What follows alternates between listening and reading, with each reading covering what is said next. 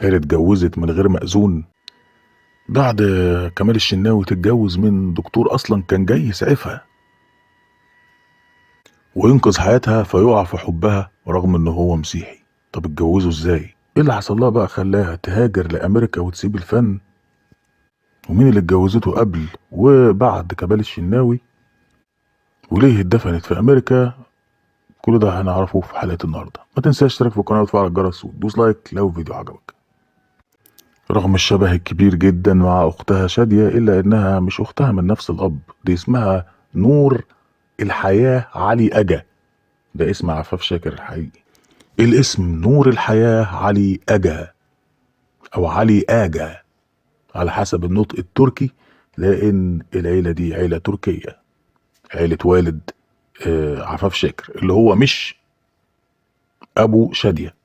بالمناسبة طيب هتقولي طب هي اسمها عفاف شاكر ازاي؟ اتولدت عفاف شاكر 15 يونيو 1929، مش من نفس الاب، هي اخت لشادية من الام، بس الام مين؟ الام خديجة،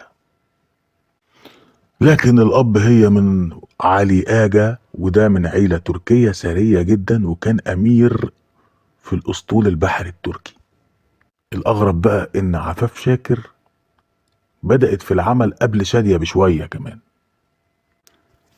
بدأت قبل شادية أختها واشتغلت في فيلمين، فيلم سنة 46 اسمه ملاك الرحمة مع يوسف وهبي وفاتن حمامة، وفي نفس السنة ظهرت في فيلم اسمه أحمر شفايف مع نجيب الريحاني، وهو يعتبر أشهر أدوارها في السينما، واتشهرت جدا وقتها باسم عفاف شاكر، وعشان المهندس شاكر والد شادية هي كانت طبعا موجودة هنا مع والدتها، فبالتالي الناس افتكرت ان هي عفاف شاكر اخت شادية شاكر او انها بنت المهندس شاكر، لانه كان موظف مهم جدا. واتكلمنا عن المهندس شاكر طبعا والد شادية في حلقة شادية، مش ينفع نتكلم عنه هنا لانه هو مش والد عفاف شاكر. تقدر ترجع لحلقة شادية، سيب لك لينكاتها في الوصف بتاع الفيديو.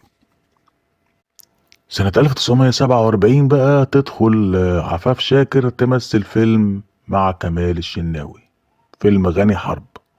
في الكواليس تحصل علاقة حب جميلة بينهم هما الاتنين ويتجوزوا، وهنا تبدأ عفاف شاكر تبعد عن السينما بسبب جوازها من كمال الشناوي، والجواز ده يقعد بس 3 سنين. بعد الانفصال عن كمال الشناوي حاولت ترجع للفن والتمثيل تاني، لكن المخرجين ما كانوش بيطلبوها، وكمان شادية كانت كسرت الدنيا ونجحت جامد، وهي برضو ما كانتش ناجحة قوي قبل اعتزالها الفن الفترة الصغيرة دي، مش اعتزال يعني ابتعاد عن الفن، فبالتالي لما رجعت ما كانش فيه طلب عليها خالص. يجي بقى بعد انفصالها من كمال الشناوي دكتور سوداني اسمه رؤوف عزيز، ديانته مسيحي، يجي وقتها عشان يسعفها ويكشف عليها، لانها كانت على المسرح بتمثل طبعا في مسرحية من مسرحيات يوسف وهبي. طلبوا بسرعة دكتور عشان في ممثلة من ضمن الممثلات بتاعت فرقة يوسف وهبي عيانة جدا، فطبعا راح وخد شنطته عشان يسعفها الإسعافات الأولية، وقضى الليلة كلها عشان يبدأ يشوفها محتاجة إيه، وبدأ يشرف على علاجها وتمريضها بنفسه لأنه حبها، مش لأنه طبعا بيأدي دوره. وهتقول طب ما ده طبيعي دكتور وكده، بس لا، هو قال لك أنا كنت بكمل بقى في تمريضها بنفسي عشان حبتها، حبها من أول كشف يعني، حبها من أول نظرة يعني زي ما بيقولوا.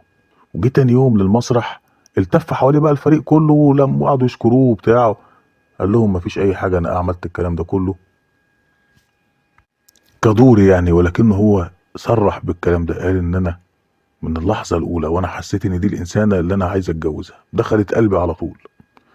وهي بنفسها لما جت تشكره عرض عليها الجواز على طول، فخجلت، حست بخجل جامد جدا، فراح سائلها تاني قال لها هو انت متجوزه؟ قالت له لا. قال لها طيب خلاص انا عايز اتجوزك، فردت عليه وقالت له انت لازم تطلبني من اهلي بالاسكندريه. بيسالوها مره بيقول لها ازاي انت اتجوزتي بقى من غير مأذون يعني ولا ايه؟ هو كان مسيحي وقتها؟ فقالت لا طبعا، هو اسلم قبل اي حاجه خالص، قبل الجواز كان اسلم وسمى نفسه رؤوف ابراهيم. والدكتور بقى رؤوف عزيز او رؤوف ابراهيم بيقول ايه؟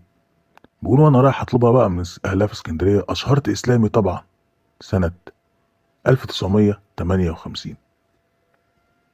تحديدا 12 يونيو 1958، والزواج تم اليوم التالي على طول لإشهار الإسلام 13 يونيو 1958. تتجوز الجوازة التالتة في حياتها عفاف شاكر أو نور الحياة زي اسمها الحقيقي يعني. الجوازة التالتة دي من طبيب سوداني اسمه رؤوف إبراهيم، وتهاجر معاه للولايات المتحدة الأمريكية. طب في تقديمة الحلقة قلت إن في جوازة قبل كمال الشناوي. كان جوزها الأولاني أحمد عزام، خلفت منه ولدين عاطف وعادل كمان. كمال الشناوي كانت الجوازة التانية واللي قعدت 3 سنين وحصل انفصال، وبسبب تواجدها في أمريكا لفترة طويلة من ساعة ما هاجرت ليها كمان قررت تدفن هناك. فبعد وفاتها يوم السبت 30 مايو 2020 حسب كلام بقى ياسمين شاكر اللي هي بنت أخوها إنها اتدفنت في مقابر المركز الإسلامي بولاية كاليفورنيا بالولايات المتحدة الأمريكية بجوار حفيدتها سارة اللي كانت للأسف اتوفت هي كمان.